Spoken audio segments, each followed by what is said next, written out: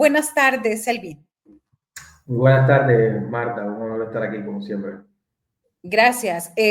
¿Cómo se configura políticamente Ecuador después de esta primera vuelta, que habría que decirlo, pues fue una mala noticia para los Estados Unidos, porque pues a quien ellos apoyan, el actual gobernante Daniel Noboa, pues quedó muy abajo de lo que sus encuestas avisoraban. Sí, bueno, el domingo, como todos sabemos, fue elección de primera vuelta en Ecuador, donde fundamentalmente estaba en disputa el actual presidente Daniel Noboa y la aspirante por el Partido Revolución Ciudadana, que es el partido de la izquierda ecuatoriana, liderado ese partido por el expresidente Rafael Correa. Entre ellos dos, fundamentalmente, era que estaba la disputa. Luego habían otros candidatos importantes, como Leonidas Issa, que es un líder indígena, Andrea González, que es una activista de la derecha, ultraderecha ecuatoriana, yo la llamaría, por las posturas que asumen determinados temas y demás. Entonces, pues, efectivamente, se esperaba, era la proyección que tenía el gobierno ecuatoriano, que es un gobierno neoliberal de derecha, como ustedes conocieron en México, ¿no? Que incluso llega a los extremos de asaltar una embajada, como fue en este caso la mexicana, en abril del año pasado. La proyección que ellos tenían era ganar en primera vuelta, no fue así, estuvieron muy lejos de eso, ahora tienen que ir a una segunda vuelta, donde los números indican que tienen mucho menos posibilidades de ganar que las que tuvieron en el 2023, cuando en una elección extraordinaria salió electo este señor de Daniel Noboa. Entonces, el escenario en Ecuador hoy día hay un replanteamiento del escenario político, porque hay una posibilidad mucho más alta ahora que en las dos elecciones anteriores de que la izquierda gane, ahora sí, en la segunda vuelta, con una candidata que se ha ido consolidando, como Luisa González, una revolución ciudadana que ha ido penetrando en sectores que se le hacía un poco difícil anteriormente, con un mensaje de frente a la situación actual de Ecuador. Tenemos que recordar que Ecuador está en una debacle absoluta en términos de seguridad. Es hoy día el país más inseguro de América Latina, cuando fue hace unos 8 años el segundo más seguro, cuando gobernaba la izquierda con Rafael Correa de presidente. Ecuador tiene hoy día un problema muy fuerte energético, hasta hace poco tenía hasta 14 horas diarias de apagones, tiene un problema de empobrecimiento de la población, ha aumentado la pobreza extrema, el desempleo, menos del, creo que el 30% o 40% de la población tiene empleos adecuados, formales. Es una debacle completa que hay en Ecuador que se sostiene, esa debacle, y quiero decir, las derechas se sostienen gobernando en esa debacle en medio de un escenario mediático absolutamente inclinado a una población muy vulnerable a la manipulación mediática, como en este caso ha demostrado ser la ecuatoriana, a mantener un estado de opinión que les hace creer que lo que está pasando hoy es por culpa de lo que la izquierda hizo hace 8 años atrás, cuando gobernó, y con eso se han mantenido estos gobiernos de derecha terribles que ha tenido Ecuador desde el 2017. Pero parece, según el resultado del domingo, que eso podría cambiar ahora en ese país. De acuerdo de aquí a abril, que va a ser la segunda vuelta y la definitiva, obviamente, ¿cuáles son los retos que enfrenta la izquierda y el mismo gobernante Daniel Noboa de aquí para allá, hasta allá? El principal reto de la izquierda es lograr la unidad entre Luisa González y Leonidas Issa, es decir, entre el correísmo, que vendría siendo una suerte de centroizquierda socialdemócrata desarrollista, con el movimiento indígena, que en el caso de Leonidas Issa ahora es liderado por una figura más de izquierda.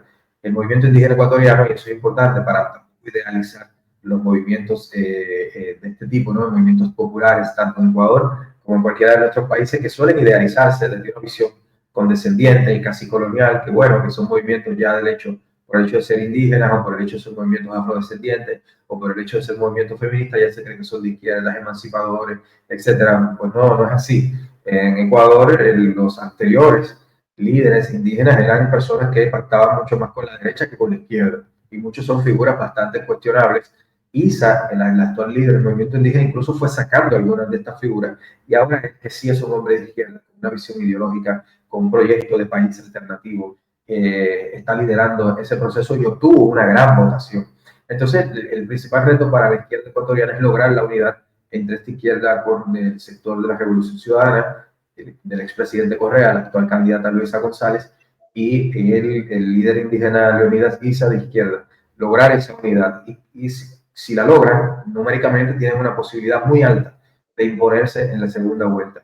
Y para el caso de Noboa, que bueno, dirige un gobierno terrorífico realmente, donde no hay un solo indicador ecuatoriano que esté bien, que haya mejorado bajo el gobierno de este señor, tiene fundamentalmente, yo veo dos posibilidades para él. Una es lograr que los votantes de ISA se vayan a la abstención, sabiendo de que no van a ir hacia él, porque hay gente que no va a votar por un gobierno neoliberal casi de ultraderecha como él, sino que se vayan más hacia la abstención y eso le permita tener posibilidades. Y en ese propósito y para otros, contar con los aparatos mediáticos, la manipulación mediática, la difusión de odio, como se ha demostrado con los algoritmos, con las nuevas tecnologías de comunicación que llenan las sociedades de odio, de desinformación, genera confusión y eso impide que la gente tome decisiones políticas bien orientadas, bien fundamentadas. Entonces va por ahí la cosa de él. Para él yo creo que eso se va a profundizar, va a tratar de mostrar ciertos logros de gobierno, sobre todo dentro del marco de una construcción mediática. No sé qué tan factible lo sea, pero creo que también iría por ahí y tratará también de que problemas como los apagones no vuelvan, que de algún modo la violencia se controle en cierta medida, que no hayan grandes, dentro de la propia situación crítica económica, que no hayan grandes, digamos, crisis en términos económicos, colapsos de ese tipo, para mantener la situación como está y tratar, sí, entonces de ser más competitivo electoralmente. Bien, Elvin, quisiéramos saber si se puede acercar un poquito la computadora para tener un poco más de nitidez en el audio. Muchas gracias. Sí.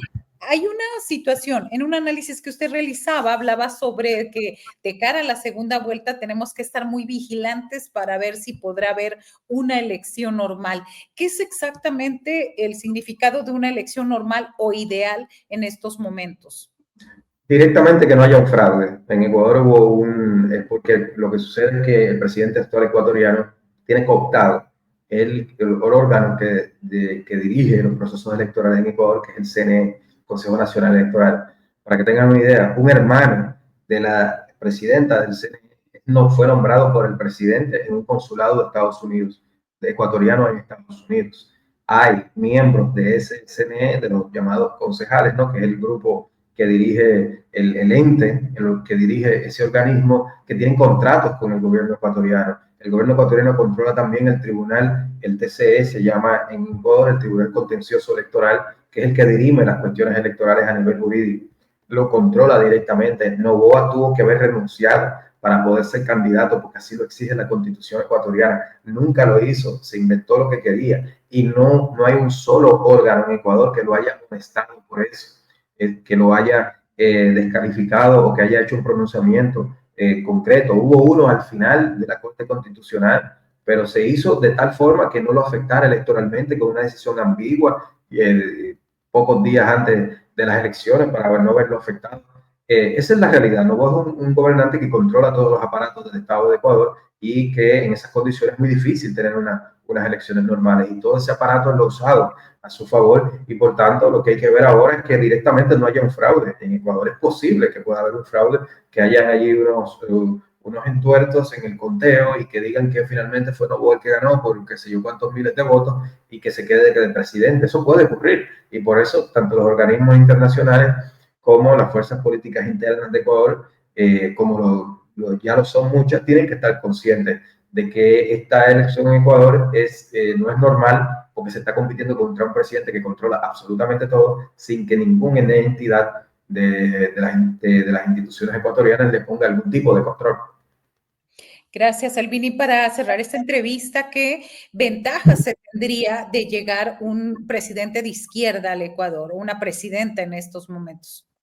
A mí me parece que es crucial, teniendo en cuenta que con el trumpismo que dirige hoy día en Estados Unidos, que es un trumpismo agresivo, un trumpismo de ultraderecha, de un populismo reaccionario peligrosísimo, y que está, como ya lo ha pronunciado el propio Trump, tiene una mirada basada en una suerte de reavivamiento de la doctrina Monroe hacia América Latina, con un Marco Rubio, que es un halcón de ultraderecha, dirigiéndoles el Departamento de Estado de Estados Unidos. Yo creo que en esas condiciones es fundamental para la correlación de fuerzas políticas en nuestra región que la izquierda gane hoy día en Ecuador, para que haya un equilibrio. Porque en la medida de que hayan gobiernos de derecha, que sabemos que se van a inclinar a lo que dice Estados Unidos, este tipo de Estados Unidos gobernado por un Trump, que no es lo mismo que si hubiese sido gobernado por los demócratas, que tampoco es que son mucho mejores, pero por lo menos no tienen la agresividad que tiene este señor y la gente que los rodea.